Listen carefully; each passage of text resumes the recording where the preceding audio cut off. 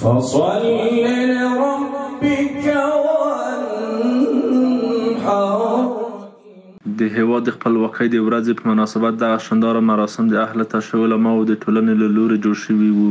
اگر خداوند 1000 بار ما را عمر بده و همه عمر سر به سجده باشیم باز هم این شکر خدا را به جای کردن نمیتونیم که الحمدلله الحمدلله الحمدلله مسلمان هستیم.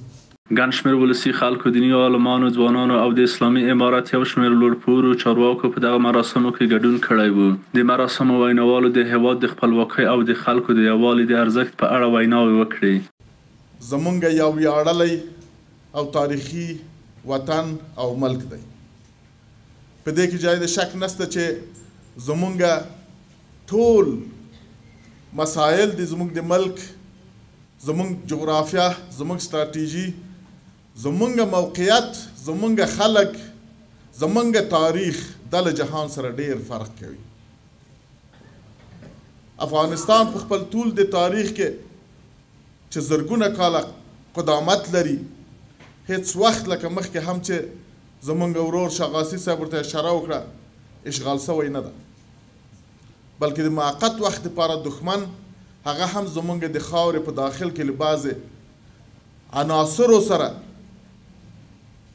چې زه به نور القاب نه ورته استعمالوم لاس یو کړی او زمینه د دې مساعده سوې چې افغانستان ته د څو وختو دپاره راسي، خو هیڅ قدرت، هیڅ طاقت په شمول د انګریزانو په افغانستان کې حکومت نه دی کړی، ځکه چې همیشه د دوی په مقابل کې به جهاد روانو، مزاحمت به وو او دوی به حتی خپل ټیکې او خپل جایونه هم نسوی ساتلی.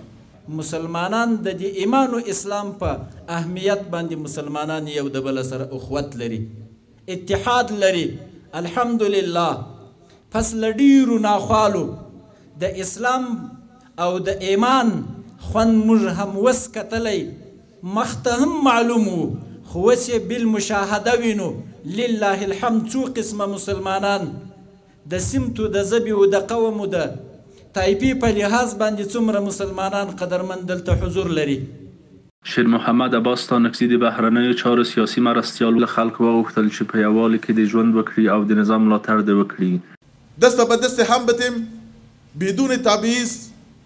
هر کسی تبع افغانستان است، هر کسی که تذکیری افغانستان داره، هر کسی که در جغرافیا افغانستان زندگی میکنه، ولو به هر قوم و به هر ملت و به هر مذهب و به هر آیینی که باشه، افغان است و برادر ماست، خواهر ماست.